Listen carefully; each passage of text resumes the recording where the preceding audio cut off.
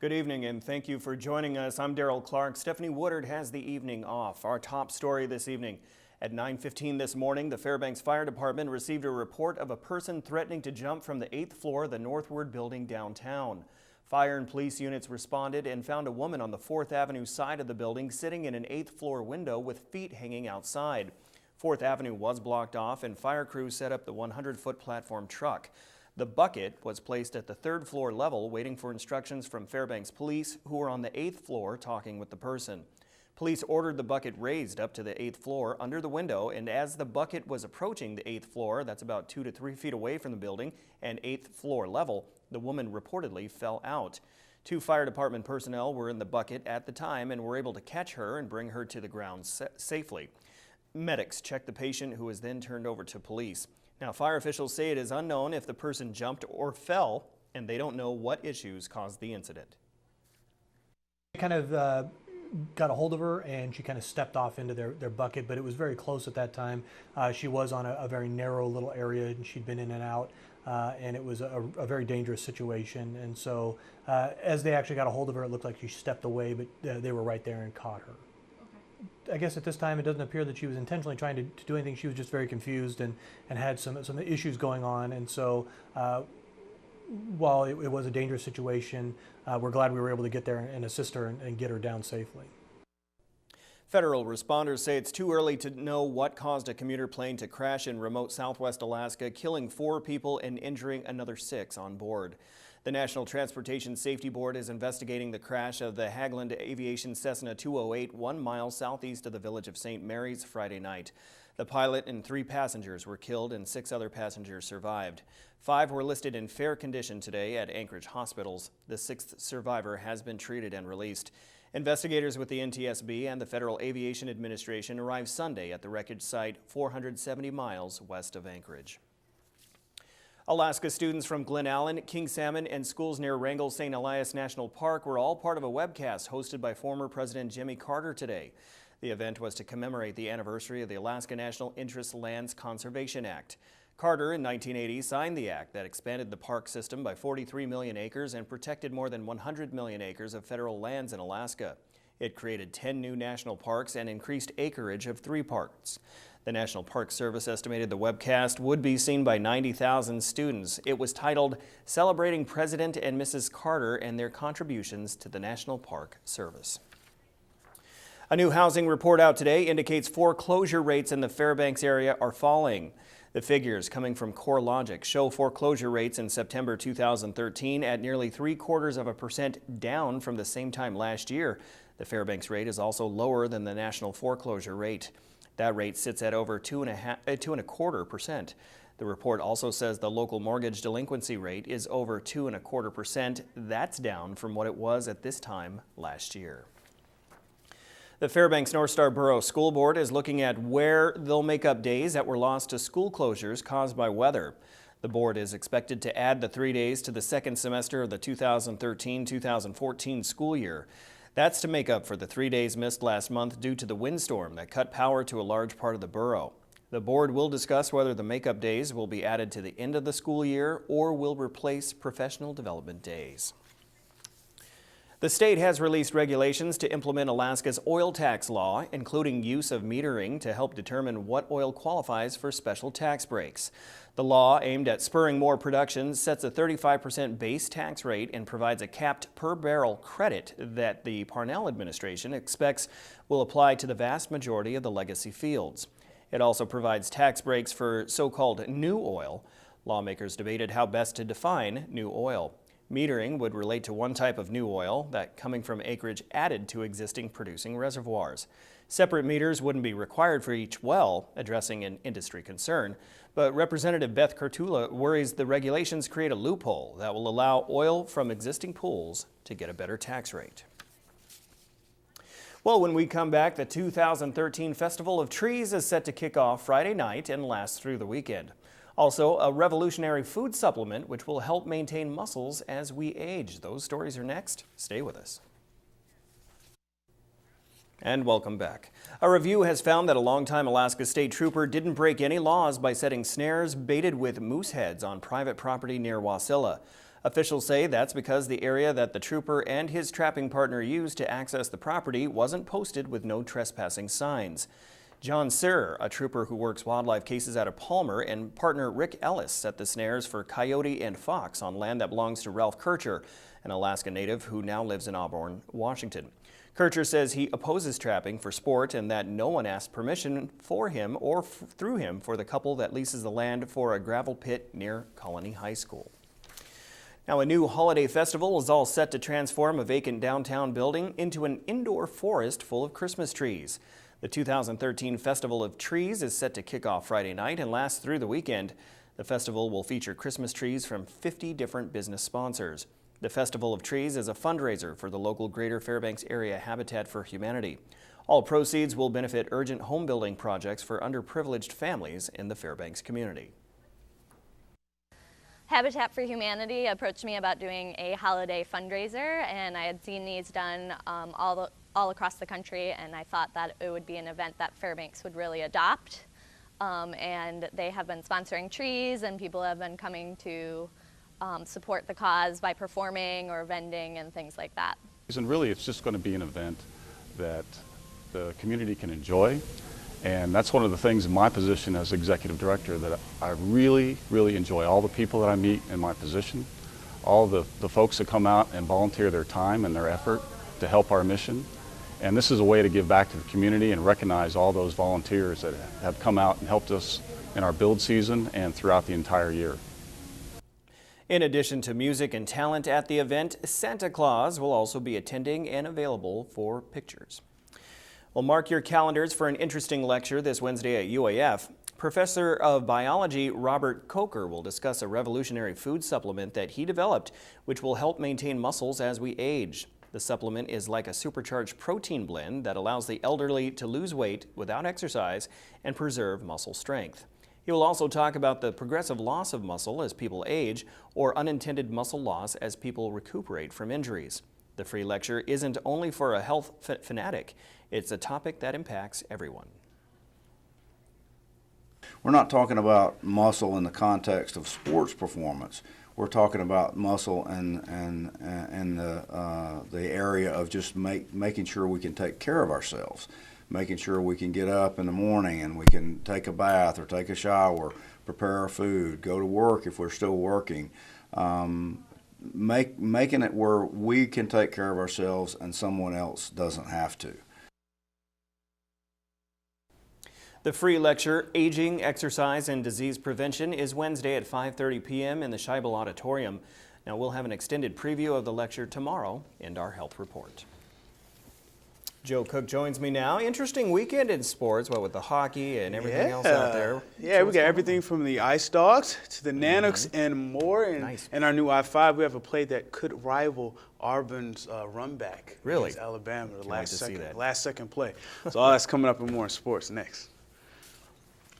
Hello, Interior Sports fans. Joe Cook here with another weekend recap. The Ice Dogs went down to Soldotna and got a pair of wins, thanks to, of all things, their offense. Doug Rose had the game winner on Friday night with 4 seconds left in overtime for a 6-5 win over Kenai on that Friday night. Then on Saturday, the Ice Dogs got another 6 goals, and it wasn't as close, winning 6-3 over the Brown Bears. Victor Lilligren, in his return from a hand injury, led the way with 4 points, 2 goals, and 2 assists in the win. It was 3-2 Ice Dogs after the first period. Ethan Samoisa put the Dogs up 4-2 going to the third.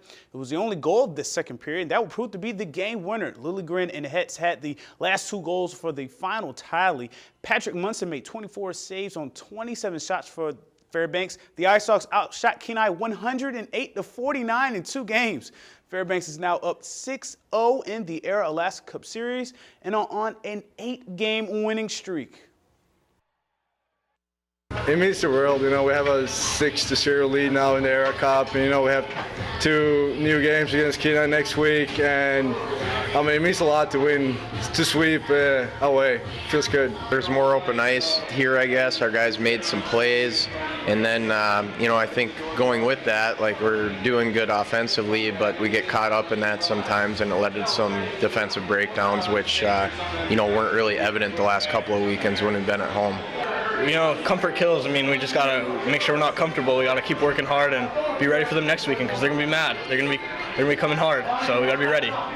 And the Natick hockey team is on a bit of a slide as 2013 winds down. The hockey team fell 3-2 to Michigan Tech on Friday night. On Saturday, the Huskies' fortunate special teams was a difference maker after a scoreless first. Shane Hanna scored on a power play 26 seconds into the period. Tanner Cairo with the assist. Then at 10:49, the pivotal play of the game, the Natics were on a 5-on-3 power play, but the pass seeps through the Natics blue line, and Cairo comes out of the penalty box for the gift and nails a shorthanded goal for a 2-0 Huskies advantage. But at the 3:03 mark of the third, Cody Kunitz's goal made it a 2-1 game. The fans at the Carlson were so happy that the Nooks got back in the game that they started marrying each other. No, literally, they did. Trevor Doskey, a junior electrical engineering major, proposed to his girlfriend Samantha Ojanimi, who nodded yes and was overwhelmed by the proposal. I'm kind of in shock, so I'm not really there right now. I don't know what to think. Why here, man? Public, lots of people, why not? It's fun. Unfortunately, that emotion didn't carry over to the hockey team. Sean Cahill made 21 stops on 23 Husky shots for UAF, but there wasn't much offense after that. The Huskies killed a 5-minute major penalty, and the third went scoreless as Phoenix Copley of North Pole finished with 28 saves on 29 shots. The Huskies get the sweep. The Natics have lost their last 4 games. They play rival UAA this weekend in Anchorage. Tonight they made a play. We didn't block a shot, and then on the power play, just one of those plays where you don't see very often. The guy did a good job getting a stick in the lane, and it ended up on their sticks. So, we talk a lot about special teams, and, they won the special teams battle tonight, and that ended up being the difference. Anchorage is a tough team so far, and we haven't played them in league play yet. It's always been Governor Cup, and freshmen this year, they'll see what it's like to be playing for the Governor's Cup, and I think it'll be fun. I think we just got to bear down and just keep playing. And the Natick women's basketball team is off to one of their best starts in years. On Saturday, they found themselves in the North Star Invitational title game against undefeated Wayne State. The Nooks were close in the first half. Freshman Autumn Childress had her first double-digit game with 15 points, 11 in the first half, and Addie Roller of Wayne countered with 13 in the first half. She finished with 19. The Nooks were only down 35-39 at the break to the Wildcats defense, and Jordan Spencer took it to another level. This is not the video. We'll have that for you later on. She scored 17 in the second half, finishing with the game-high 26 points. Wayne out-rebounded UAF by 12. The Wildcats went on 30-11 run in the second half and won 82-64. Kylie Jold had 16 for UAF. Spencer was named tournament MVP, as well as Kelly Logue and Benisa Bolaya were all tournament picks. We just have a lot of good players on the inside and the outside. When they squeezed down on us, we kicked it out, and our outside shooters were able to make plays, and we were just able to keep our game going like that. I think that we're doing really well right now, and I think that going for our first league game next week, that I think we're ready, and we're ready to show everyone that we're here to play and we're here to win. Preseason was a blast, and we really put a lot of things together, but it's game time now, and so we're going to really lean on our leaders, and we're really going to just keep pushing for them. And you know how we do on Mondays. Here's the new I-5, the interior top 5 plays. Coming in at number 5, Ben Davis for the North Pole wrestling team gets a quick pin for the 285-pound class in the tri-meet last week. Patriots also won the Hutchinson Meltdown tournament over the weekend. At number 4, Sean Cahill showing his saving prowess. He had a series of nice saves for the Natics despite being swept by Michigan Tech this weekend. At number 3, we have freshman forward Kylie Jold with a nice step-back jumper. She scored 2 big buckets late in the second half for UAF in the North Star Invitational Semis win against Lee's McRae. At number 2, Victor Lilligren's 4-point night against Kenai River on Saturday. None filthier than this assist to Hans Gaworski. Lilligren dodging guys, going to the ice, and gets the puck to Hans. The Ice Dogs win 6-3 on Saturday. And at number 1, Doug Rose with this unbelievable game-winning goal on Friday night over Kenai. It went right through the goalie's glove with 4 seconds left in overtime. The Ice Dogs rallied from a 4-1 deficit and win 6-5 and sweep the Brown Bears. The Ice Dogs have won 8 straight games. To select the play of the week, go to the KTVF 11 YouTube, Facebook, and Twitter pages at KTVF 11 Sports and at KTVF Joe Cook. And tell us the play of the week. The play will be revealed this Friday. The I-5 Sports Report is brought to you by Adient Orthopedic Physical Therapy. That's it for sports. Thanks for rocking with me for a little while. Mike Schultz is next with your full weather forecast, and we'll catch you next time. Hey everyone, welcome back into the Fbx Evening News. Mike Schultz with you once again, taking a look at the weather. Cold temperatures over the weekend, very cold. In fact, close to 30 below in some low-lying areas. But the good news is the cold air is going to be moving out, and we're going to be replacing it with some somewhat warmer air. We'll talk about that in just a little bit. Our photograph night from a long ways away. This one was sent in by Billy Mitchell, who lives in Tok. He was able to capture one of their sunsets there. We appreciate that photograph. And again, a reminder, if you have a photograph, send it to photos@ktvf11.com. And once again, also a reminder, our Fab photo calendars are out and about, 13 different locations, including Driven Auto Body. You can catch that on Van Horn Road. They have them there. They're all free wherever you go. And again, the photos are the ones that you've sent in over the last year. Here's what's going on at the airport right now. 18 degrees below zero after a high of 16 below. The low last night, 28 below. But the good news is the temperatures are slowly warming. The record high, 41 in 1992, 46 below in 1906, sunrise and sunset, 4 hours and 35 minutes of daylight. That's a loss of 5 minutes from yesterday. Our satellite and radar showing some clouds starting to move in across the interior. That will keep the temperatures down as it will cap all the cold air from getting in and all the warm air from escaping. That's good news. We are looking at some moisture, possibly some snow shower activity in the forecast, but right now it doesn't look real strong. Clear skies over southeast Alaska, partly cloudy skies across the Gulf of Alaska, a few snow showers around Nome and Barrow, and also just partly cloudy skies at Fort Yukon after a high of 20 below. Lower 48 weather, a lot more weather to talk about. It's all starting to work its way across the northern and central plains, a big storm developing there. In fact, record cold temperatures possible as more cold air comes in from the north, from Canada, driving the temperatures down to some very, very cold temperatures, 10 degrees below zero in Billings, Montana by tomorrow morning, and widespread snow everywhere you look. And the jet stream, once again, is the culprit bringing all that cold air in. You can see it just diving way down to the south and then roaring back up over the eastern half of the country. So it's going to be a frigid week for the rest of the week for the lower 48. Back to Alaska for tomorrow, flurries and fog for Barrow, chance of snow for Nome, clearing the skies at Fort Yukon. Here in the interior, we'll be looking at scattered clouds, not as cold in Delta Junction, Healy, and Fairbanks, while over southeast Alaska, for the most part, windy skies, or windy conditions for Juneau, sunny skies in Ketchikan, while out to the southwest, looks like a freezing rain at Bethel, rain for Cold Bay and showers at Kodiak Island, and over the south central regions, not bad at all. A few clouds for Anchorage, sunny in Homer and Valdez. Once again, time for our kids' weather. The kids are back in school, so we're visiting with the kids this week from Wood River Elementary School. Here's a young man tonight who was involved in a flood. When I was about 5 years old, rain flooded my house. When I woke up, it was only a little water. The next day, the water was everywhere. I didn't know what to do, so I tried vacuuming the water up, but it just made a bigger mess. So I put towels all over the floor and turned the heat up. Then I found that my problem was solved. And tomorrow night, a young lady will be here to share a picture with us. Here's your forecast for the remainder of the night. 20 below for the overnight low. With warmer temperatures in the hills, we're getting into an inversion situation. Tomorrow's forecast, increasing clouds, not as cold, 0 degrees. And the extended forecast, again, looking at temperatures rising to the teens to upper teens by Saturday. Maybe some sun, I should say some snow in the forecast for Sunday. Otherwise, just partly cloudy skies. Overnight lows, not too uncomfortable also, 0 to 5 above after looking at, like I said, close to 30 below over the weekend. And of course, with the air conditions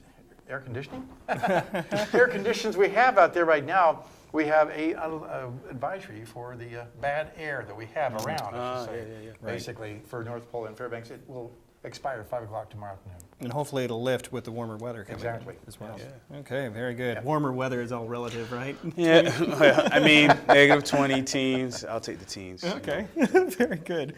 All right, now before we go, we have a winner of our Watch and Win contest. That winner is, here we go, drum roll, Rita Leak. Wow, she gets 250 gallons of heating fuel from Alaska Fuel Services. Nice. Congratulations, Rita. That'll come in handy this winter, that's for sure. Okay, that wraps up this edition of the Fbx Evening News. We are glad you could join us. And tonight on NBC Nightly News, the latest on that deadly train derailment in New York City. That's next with Brian Williams. When you see news in the making or have a story idea, give us a call. Here at the newsroom, our phone number is 458-1830. I didn't get a chance to see it, but I'm assuming we're going to see more trees at the end of the year. Okay, for the Festival of Trees. Great opportunity to have your family have a good time Friday, Saturday, and Sunday night at the old ACS building on downtown 3rd Street. 3rd Street and Cushman, I believe. Yep. Right, all right. Thank you. From all of us here at the News Center, have a great night. Good night.